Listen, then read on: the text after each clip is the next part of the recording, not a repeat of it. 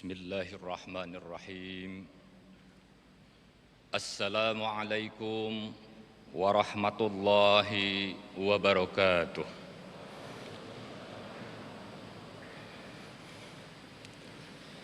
Allahu Akbar, Allahu Akbar, Allahu Akbar, Allahu Akbar, Allahu Akbar, Allahu Akbar, Allahu Akbar, Allahu Akbar, Allahu Akbar. La ilaha illallah, wallahu akbar, Allahu akbar, walillahil hamd. Alhamdulillah alladzi yakhluqu ma yasha'u wa yakhtar. Ahmaduhu subhanahul wahidul azizul ghaffar. Wa ashhadu an la ilaha illallah wahdahu la syarikalah. Wa ashhadu anna Muhammadan abduhu wa rasuluh, imamul muttaqin wa qudwatul abrar. Allahumma salli wa sallim ala sayyidina Muhammadin wa ala alihi wa sahbihi salatan daimatan ma ta'aqabal lailu wan nahar. Amma ba'd. Faya ikhwatal Islam wal muslimin, usikum wa nafsi bitaqwallah azza wa jal al-qail fi kitabihil karim. La yanalallaha luhumuha wala dima'uha walakin yanaluhu at-taqwa minkum. Kadzalika sakhkharaha lakum litukabbirullaha ala ma hadakum wa basyiril muhsinin. Shadaqallahul azim wa shadaqa rasuluhun nabiyul karim. Wa nahnu ala dzalika minasy syahidin wasyakirin walhamdulillahi rabbil alamin. Jamaah salat Idul Adha rahimakumullah. Di pagi hari raya Idul Adha ini yang penuh keberkahan, khatib berwasiat untuk selalu meningkatkan takwa kepada Allah Subhanahu wa taala, yakni dengan menjalankan segala perintahnya dan menjauhi setiap larangannya. Karena sesungguhnya sebaik-baik bekal manusia adalah dengan takwa. Allah Subhanahu wa taala telah berfirman dalam surat Al-Baqarah ayat 197. Wa tazawwadu fa inna khairaz zadit taqwa wattaquni ya ulil albab, yang artinya berbekallah karena sesungguhnya sebaik-baik bekal adalah takwa. Bertakwalah kepadaku wahai orang-orang yang mempunyai akal sehat. Allahu akbar, Allahu akbar, Allahu akbar, walillahil hamd. Hari raya Idul Adha selalu menjadi rekonstruksi sejarah masa lalu, sejarah kehidupan figur-figur agung, para kekasih Allah Subhanahu wa taala, yaitu figur Nabi Ibrahim alaihissalam, figur sang anak hebat Nabi Ismail alaihissalam, dan figur sang ibu luar biasa Siti Hajar. Mereka menunjukkan ketaatan dan ketundukan total kepada Allah Subhanahu wa taala. Ketika perintah Allah datang kepada Nabi Ibrahim untuk menyembah putranya, beliau tidak ragu, tidak menawar, dan tidak mengeluh. Begitu pula Ismail alaihissalam yang dengan penuh keyakinan dan tawakal berkata, Ya abatif'al ma tu'mar satajiduni insyaallah minas sabirin. Wahai ayahku, lakukanlah apa yang telah diperintahkan kepadamu. Insyaallah engkau akan mendapatiku termasuk orang-orang yang sabar. Quran Surat As-Saffat ayat 102. Dan ketika Nabi Ibrahim serta anaknya membuktikan keteguhan dan ketulusan mereka dalam menerima ujian Allah, lalu Allah Subhanahu wa Ta'ala mengganti Ismail dengan seekor hewan kurban sebagaimana firman-Nya, wa fadainahu bizibhin azim. Artinya, dan kami tebus anak itu dengan seekor sembelihan yang besar. Quran Surat As-Saffat ayat 107. Allahu Akbar, Allahu Akbar walillahil hamd. Peristiwa ini mengandung pesan bahwa Allah tidak menginginkan darah dan daging, melainkan ketaatan, keikhlasan, dan ketakwaan.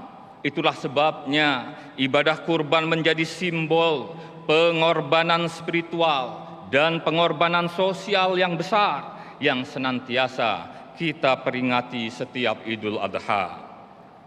Tidak hanya Nabi Ibrahim dan Nabi Ismail alaihissalam, tetapi juga Siti Hajar, sosok perempuan mulia yang menunjukkan keikhlasan, tawakal, dan pengorbanan yang luar biasa demi menjalankan perintah Allah Subhanahu wa Ta'ala. Siti Hajar ditinggalkan di padang pasir yang gersang bersama bayi kecilnya Ismail. Namun tidak sedikit pun ia berputus asa. Ia berlari dari Sofa ke Marwah 7 kali dalam pencarian air. Pengorbanan, kesabaran, dan keyakinan Siti Hajar membuahkan keajaiban. Air Zam-Zam yang memancar hingga kini menjadi sumber berkah bagi jutaan manusia. Sungguh pengorbanan Nabi Ibrahim, Nabi Ismail, dan Siti Hajar menjadi pelajaran penting tentang ketaatan tanpa ragu, keikhlasan tanpa pamrih, dan perjuangan tanpa putus asa. Allahu Akbar, Allahu Akbar, Allahu Akbar walillahil hamd. Ibadah kurban bukan hanya seremonial penyembelihan hewan. Di balik itu ada nilai-nilai spiritual dan sosial. Kurban adalah bentuk aktualisasi dari cinta kasih, cinta kepada Allah Subhanahu wa Ta'ala yang ditunjukkan dengan ketaatan, dan cinta kepada sesama manusia yang ditunjukkan melalui berbagi daging kurban. Allah Subhanahu wa Ta'ala berfirman dalam surat Al-Hajj ayat 37, la yanalallaha luhumuha wala dima'uha walakin yanaluhut taqwa minkum kadzalika sakhkharaha lakum litukabbirullaha ala ma hadakum wa basyiril muhsinin. Daging-daging unta dan darahnya itu sekali-kali tidak dapat mencapai keridhaan Allah, tetapi ketakwaan dari kalianlah yang dapat mencapai ridha-Nya. Demikianlah Allah telah menundukkannya untuk kalian, supaya kalian mengagungkan Allah terhadap hidayah-Nya kepada kalian, dan berilah kabar gembira kepada orang-orang yang berbuat baik. Muhammad Hasbi As-Siddiqi dalam tafsir An-Nur menjelaskan, keridhaan Allah Subhanahu wa Ta'ala tidak akan diperoleh dengan daging kurban yang disedekahkan, bukan pula dengan darah yang ditumpahkan, tetapi yang sampai kepada Allah Subhanahu wa Ta'ala adalah amal saleh yang dilakukan dengan ikhlas. Berkurban dengan menyembelih hewan kurban tidak akan meraih ridho Allah kecuali apabila dilakukan dengan niat yang baik dan keikhlasan yang sempurna. Jamaah salat Idul Adha rahimakumullah. Di tengah kondisi masyarakat yang masih menghadapi kesulitan ekonomi, ibadah kurban menjadi sangat relevan. Sebagian besar daging hewan kurban disalurkan kepada kaum fakir, kaum miskin, para yatim, dan kaum lemah secara ekonomi. Dari sinilah kita memahami bahwa Islam bukan hanya mengajarkan hubungan vertikal antara manusia dan Allah, tetapi juga hubungan horizontal antara manusia dengan sesamanya. Agama hadir sebagai pedoman moral yang mendorong para hartawan agar memiliki empati dan kepedulian yang akan menciptakan harmoni sosial serta memunculkan doa kebaikan untuk para dermawan. Karena setiap amal kebaikan akan kembali kepada pelakunya dalam bentuk kebaikan bahkan berlipat ganda. Hal ini dapat dilihat dari dua sisi. Pertama, dampak positif yang dirasakan di dunia. Seseorang yang memperlakukan orang lain dengan baik akan mendapatkan penghormatan dan simpati. Ketika ia tertimpa musibah, orang-orang di sekitarnya akan menunjukkan empati dan turut membantu. Bahkan, sebagaimana dikatakan oleh Imam Asy-Sya'rawi, orang yang terbiasa berbagi rezeki saat mengalami kesulitan akan dirasakan kehilangannya oleh banyak orang, dan mereka pun turut bersedih serta memberikan bantuan seraya mengirimkan untayan doa terbaik untuknya. Kedua, amal baik di dunia menjadi bekal pahala dan kunci menuju surga di akhirat. Hal ini senada dengan apa yang disampaikan oleh Allah Subhanahu wa taala dalam surat Al-Baqarah ayat 272. Wa ma tunfiqu min khair fali anfusikum wa ma tunfiquna illa ibtigha'a wajhillah wa ma tunfiqu min khair yuwaffa ilaikum wa antum la tuzlamun. Dan apapun harta yang kalian infakkan di jalan Allah, maka pahalanya itu untuk diri kalian sendiri. Dan janganlah kalian berinfak melainkan karena mencari ridho Allah. Dan apapun harta yang kalian infakkan, niscaya kalian akan diberi pahala secara penuh dan kalian sedikit pun tidak akan dirugikan. Allahu Akbar, Allahu Akbar, Allahu Akbar walillahil hamd. Suasana sholat Idul Adha berjamaah menggambarkan kebersamaan antara mereka yang mampu dan tidak mampu. Seluruh lapisan masyarakat Muslim menyatu padu dalam suasana kebahagiaan. Yang mampu akan berbahagia karena berbagi kenikmatan dengan memotong hewan kurban. Dan yang tidak mampu juga akan berbahagia karena merasakan kenikmatan daging kurban yang dibagikan. Oleh karena itu, Allah mensyariatkan kurban di hari raya Idul Adha agar seluruh lapisan masyarakat, Muslim maupun non-Muslim, dapat bergembira di hari raya tersebut. Jamaah Id rahimakumullah, dalam konteks membangun bangsa dan negara, semangat kurban adalah semangat kolektif.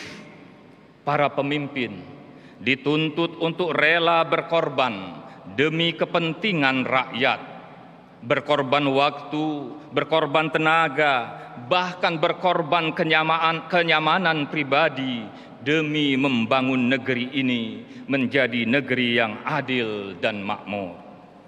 Kepemimpinan bukan soal kekuasaan, tapi tentang keberanian menanggung beban demi orang lainnya.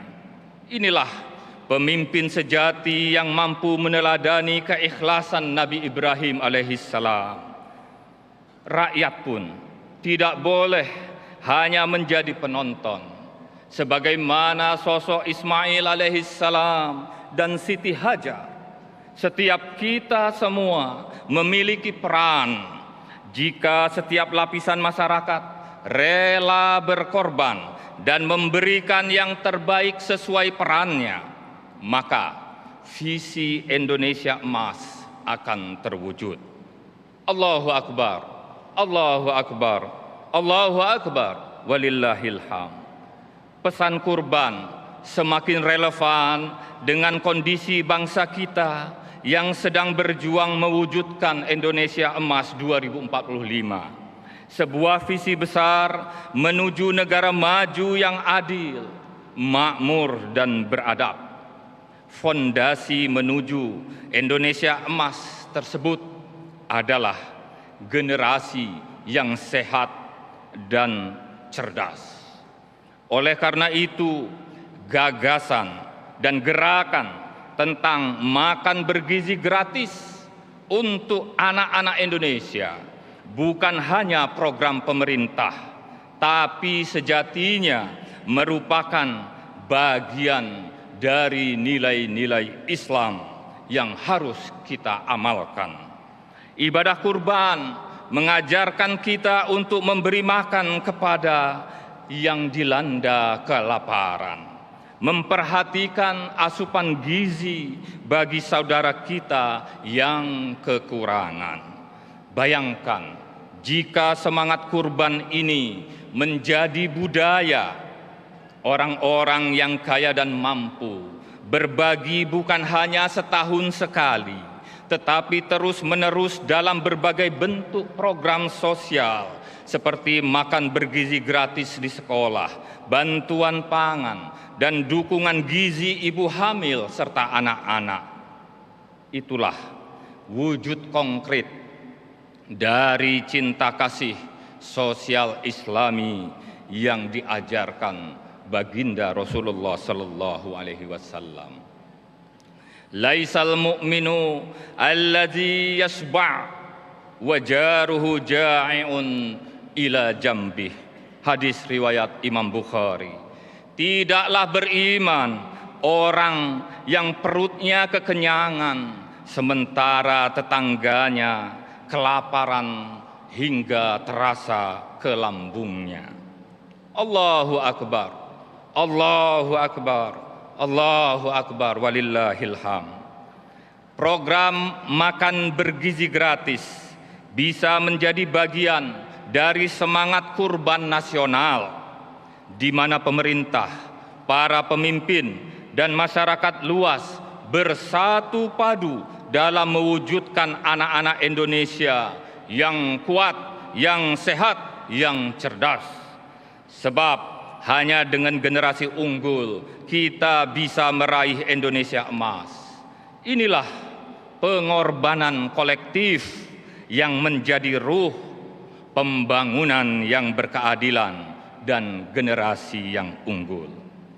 Pengorbanan kolektif merupakan implementasi dari semangat gotong royong dan saling membantu menjadi kunci utama mewujudkan kemajuan negeri kita yang tercinta. Allah Subhanahu wa taala berfirman dalam surat Al-Maidah ayat 2, "Wa ta'awanu 'alal birri wat taqwa wa la ta'awanu 'alal ismi wal 'udwan." Dan tolong-menolonglah kamu dalam mengerjakan kebajikan dan ketakwaan, dan jangan tolong-menolong dalam berbuat dosa dan pelanggaran. Jamaah salat Id rahimakumullah, gotong royong dalam Islam bukanlah konsep baru. Rasulullah sallallahu alaihi wasallam telah menegaskan bahwa umat Islam bagaikan satu tubuh. Jika satu bagian merasa sakit, maka seluruh tubuh ikut merasakannya.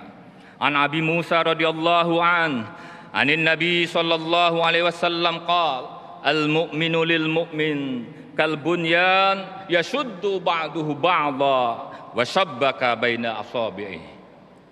Orang beriman terhadap orang beriman lainnya bagaikan satu bangunan yang satu sama lainnya saling menguatkan. Rasulullah mendemonstrasikan dengan menyilangkan jari jemarinya. Hadis riwayat Imam Bukhari. Allahu Akbar, Allahu Akbar walillahil hamd.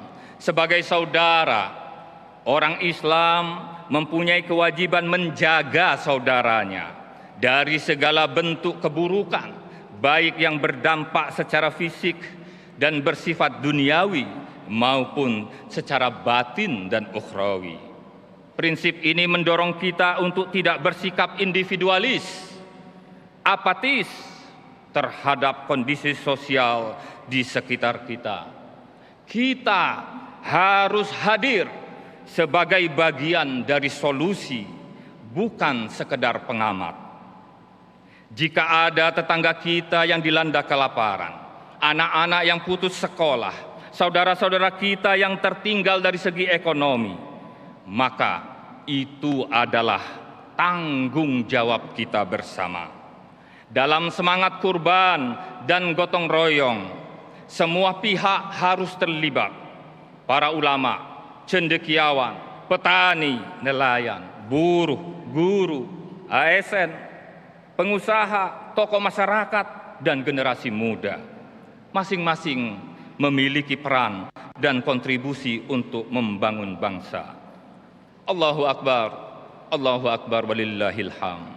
Selain berkurban untuk dalam negeri, Indonesia, negara kita, berperan dalam perdamaian dunia, sebagaimana tertuang dalam alinea keempat pembukaan Undang-Undang Dasar 1945, yakni ikut melaksanakan ketertiban dunia yang berdasarkan kemerdekaan, perdamaian abadi, dan keadilan sosial. Hari ini, berbagai ketegangan politik, peperangan tengah berkecamuk, baik di kawasan Eropa, di Timur Tengah, Palestina, hingga Asia Selatan. Dan semua itu berdampak luas pada keamanan global. Ketegangan ini menyebabkan jatuhnya korban jiwa yang banyak dan juga menyebabkan instabilitas politik di kawasan maupun global. Untuk itu, ketegangan ini dan konflik ini harus segera diakhiri. Allah Subhanahu wa Ta'ala sangat memuji seseorang yang mampu mewujudkan perdamaian. Bahkan Rasulullah Shallallahu Alaihi Wasallam menyebut pahalanya melebihi pahala sholat, pahala zakat, maupun pahala sedekah. Ala ukhbirukum bi afdal min darajatis shalah wasyam wassadaqah? Qalu bala. Qal islahu zatil bain wa fasadu zatil bain hiyal haliqah. Hadis riwayat Imam Abu Dawud.